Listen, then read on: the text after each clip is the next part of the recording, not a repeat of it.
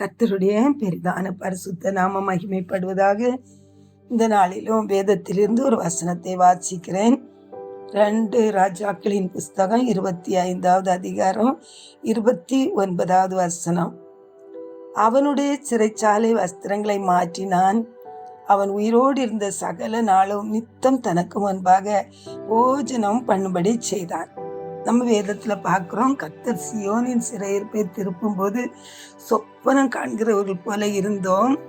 கர்த்தர்களுக்கு பெரிய காரியங்களை செய்தார் என்று சொல்லி புறஜாதிகள் சொல்லி கொண்டார்கள். கர்த்தர் நமக்கு பெரிய காரியங்களை செய்தார், இது நிமித்தம் நாம் மகிழ்ந்திருக்கிறோம் அப்படின்னு சொல்லி பார்க்கிறோம்.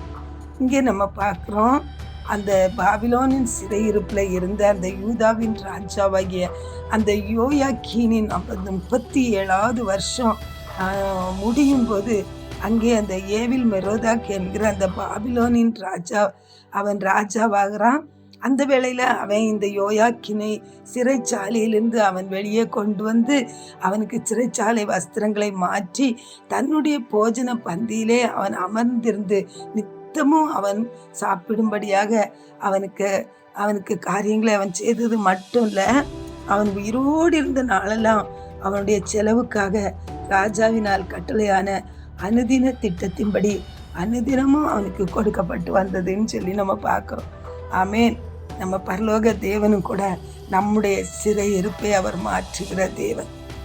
அநேகர் அதை கண்டு கர்த்தரை நம்பும்படியாய், அநேக புறஜாதிகள் கண்டு கர்த்தர் இவர்களுக்கு பெரிய காரியங்களை செய்தார் என்று சொல்லும்படியாய், அப்படிப்பட்ட மகிழ்ச்சியினாலே நம்முடைய தேவன் நம்மை நிரப்புகிறவர். என்னுடைய 37 வயது முடியும் போதுதான் தேவன் என்னை அபிஷேகித்தார். அது வரைக்கும் பயங்கரமான சிறையிருப்பு, பயங்கரமான போராட்டம், பயங்கரமான வேதனை. ஆமேன். அப்படிப்பட்ட சூழ்நிலையில தான் என் தேவன் என்னை ஒரு நாள் அவருடைய வல்லமையான அபிஷேகத்தினாலே பல மணி நேரங்கள் என்னை நிரப்பி, என்னை அவருடைய பரிசுத்த ஆவியினாலே நிரப்பி என்னுடைய சிறையிருப்பை தேவன் மாற்றினார். அவருடைய அபிஷேக வஸ்திரத்தை என் மேல போட்டு அவர் என்னுடைய சிறையிருப்பை மாற்றி அவருடைய பந்தியிலே போஜனம் பண்ணும்படியாக அவருடைய வார்த்தைகளை கொடுத்து அநேகருக்கு ஆசீர்வாதமாக கர்த்தர் என்னை மாற்றினார். அப்படித்தான் ஒருவேளை உங்களுடைய வாழ்க்கையிலும் நீங்கள் அடைக்கப்பட்டது போல காணப்படலாம், சிறையிருப்பில் இருப்பது போல காணப்படலாம், அநேக போராட்டங்களின் மத்தியில நீங்கள் இருக்கலாம், அநேக வருடங்களாக நீங்கள் ஒருவேளை இந்த பாடுகளின் மத்தியில நீங்கள் கடந்து போகலாம்.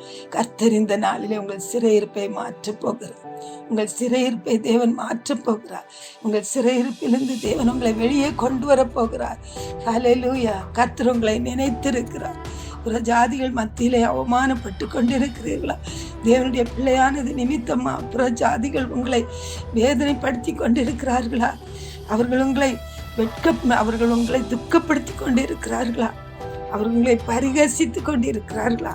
அப்படிப்பட்ட ஜனங்களின் மத்தியில கூட கர்த்தர் இவர்களுக்கு பெரிய காரியங்களை செய்தார் என்று அவர்கள் சொல்லும்படியாய் தேவன் உங்களுடைய சிறையிருப்பை மாற்றி உங்களை மகிழ பண்ண போகிறார். பரலோக தகப்பன், ஆண்டவரே, உம்முடைய வார்த்தையின்படியே இந்த நாளில பிள்ளைகளுடைய சிறையிருப்பு மாறுவதாக, பிள்ளைகளுக்கு சந்தோஷத்தையும் மனமகிழ்ச்சியும் கட்டளையிடுவீராக. நீ நொறுக்கின எலும்புகள் களி கூறட்டும் அப்பா. துக்கத்தையும் வருஷத்தையும் கண்ட நாட்களுக்கு சரியாக அவர்களை மகிழ்ச்சியாக்குங்கப்பா. உங்க கருத்துல அர்ப்பணித்து ஜெபிக்கிறேன் இயேசுவின் நாமத்தில். ஆமென்.